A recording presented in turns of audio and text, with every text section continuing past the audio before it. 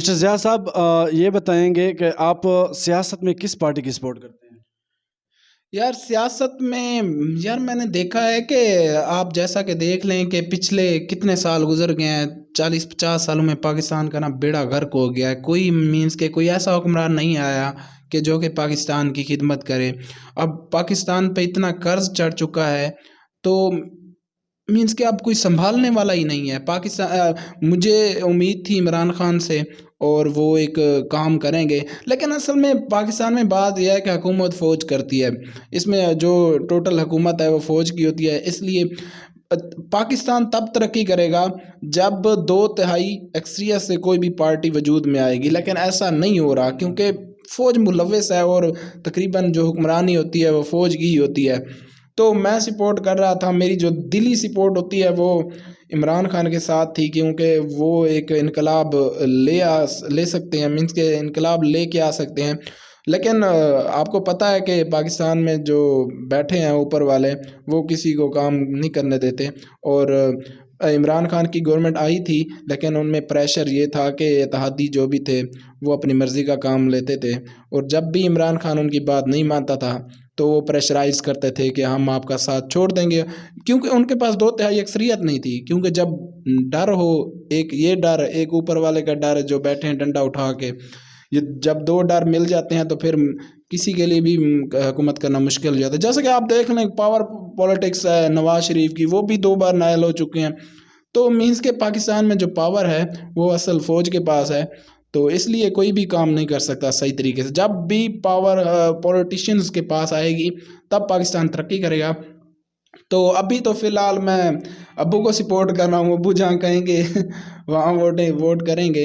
लेकिन दिली तौर पर मेरा दिल करता है कि इमरान खान एक अच्छे लीडर हैं, उनको सपोर्ट करना चाहिए। लेकिन फ़िलहाल मैं अब्बू को सपोर्ट करूँगा जब तक अब्बू कहेंगे। नहीं, ये तो आप अपने हलके की बात करें ना, मैंने वैसे पूरा मुल्क की सूरत हाल के बारे में पूछा है कि मुल्क की सूरत हाल देख लें कि मेरे ख़्याल में जो अब जो हुकूमत बनने जा रही है वो भी मखलूत हुकूमत होगी। वो कोई भी एक पार्टी हुकूमत नहीं बना सकती जो आने वाला इलेक्शन है, जो मेरी राय है। क्योंकि मैं देख रहा हूँ जो पंजाब है वो आधा आधा होगा, पीटीआई और नून लीग आधा आधा ले जाएंगे, और इनमें से कुछ दूसरी जो पार्टीज़ हैं 1-2 सीट और 2-4 कोई आज़ाद उम्मीदवार भी आ जाएंगे। मीन्स के जो पंजाब की पॉलिटिक्स है उसमें पीटीआई और नून लीग का बहुत ही तगड़े का मुकाबला होगा। और आपको पता है सिंध में तो पीपल पार्टी, उनके हर जगह ही सारे चमचे ही उनके बैठे हैं, तो वो कहीं किसी को नहीं जाने देते। तो सिंध में पीपी का राज होगा, और जो केपीके की हुकूमत है वो मेरे ख्याल में इस बार भी पीटीआई ले जाएगी। और जो बाकी आपको बलोचिस्तान है वहाँ पर भी मीन्स के मिक्स अप होंगे तकरीबन। तो आप इसके बारे में क्या कहेंगे कि मतलब कि बल्ले का निशान छीना जा रहा है। बाकी किसी पार्टी का इतना मसला नहीं है जितना पीटीआई का मसला बनाया जा रहा है या बनाया जाता है अक्सर औक़ात।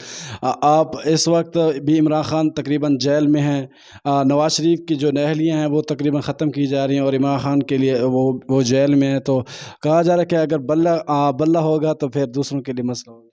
जी बिल्कुल, जैसा कि आप कह रहे हैं बल्ले वाला भी प्रॉब्लम, वो एक सियासी इशू बना दिया गया है। इलेक्शन कमीशन का क्या काम है कि अब अपील पे अपील जाए, जब उनको पता है कि इलेक्शन का टाइम है। उनका राइट बनता है कि उनको बल्ले का निशान दिया जाए, क्योंकि अब इलेक्शन कमीशन इलेक्शन के ऑन टाइम पर ये इंतखाबी निशान नहीं रोक सकता। और जैसा कि पेशावर हाई कोर्ट ने भी यही फैसला दिया है कि उनको वो बल्ले का निशान दिया जाए। और आज सुप्रीम कोर्ट में मामला गया था, मैंने सुबह की खबरें नहीं सुनी, और मैं देखूंगा कि सुप्रीम कोर्ट ने कोई फैसला दिया है या अभी पेंडिंग में है। तो मेरे ख्याल में पीटीआई को ये राइट होना चाहिए कि वो इलेक्शन लड़े, और उनको ऐसी फील्ड मुहैया की जाए जहाँ पर वो एक फेयर एंड इलेक्शन हो सके।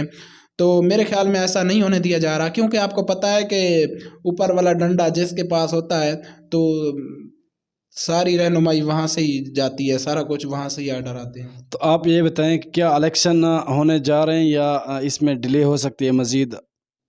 मेरे ख्याल में इलेक्शन टाइम पर हो जाएंगे। और आपने ये भी सुना होगा कि सुप्रीम कोर्ट के, वो मैं डंडे वाले की बात कर रहा था, सुप्रीम कोर्ट के जज जस्टिस इजाज़ुल हसन भी मुस्ताफ़ी हो चुके हैं। क्योंकि मेरे ख्याल में कि आगे वाली जो आने वाली हुकूमत है वो नवाज शरीफ ही की बनेगी, क्योंकि अगर पीपल पार्टी और ये मिल जाते हैं तो ये तकरीबन नून लीग की हुकूमत बनाएगी कौमी असम्बली की सतह पर भी। और पंजाब की सतह पर भी। तो KPK में शायद तहरीक इंसाफ की हो। तो ओवरऑल जस्टिस इजाज़ुल हसन का इस्तीफ़ा भी मेरे ख्याल में ये ऊपर वालों का हुक्म होगा, जो कि डंडा जिनने पकड़ा हुआ है, और उसी की वजह से प्रेशराइज़ किया गया होगा इजाज़ुल हसन को, क्योंकि वो आने वाले चीफ जस्टिस हैं, और ताकि आने वाले दौर में नवाज शरीफ के लिए कोई मुश्किलात ना पैदा हों, क्योंकि वो इमरान खान के सपोर्टर थे। मीन्स के उनकी फेवर में फ़ैसले करते थे वो चीफ जस्टिस, जो आने वाले चीफ जस्टिस थे वो करते थे, इसलिए उनको अभी प्रेशराइज़ किया गया है, जिसकी वजह से मुस्ताफ़ी हुए। मेरे ख्याल में ऐसा ही है। चलो अल्लाह पाकिस्तान के हालात पर रहम फरमाए। और हमारे हल्के में आपको क्या लगता है कौन सा उम्मीदवार पावर में जा रहा है? आप भी अपना आइडिया दे देना। तो आप ख़ुद बता रहे हैं कि इलेक्शन जो है वो नून लीग का, मतलब हुकूमत जो है वो नून लीग की नज़र आती आ रही है।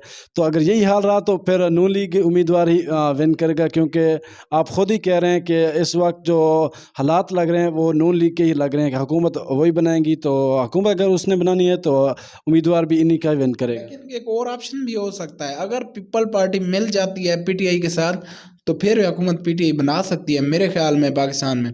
लेकिन ऐसा सीन नहीं है, ये दो लुटेरों के ख़ानदान है ना, ये आपस में ही मिलते हैं, PTI के साथ नहीं मिलेंगे मेरे ख्याल में।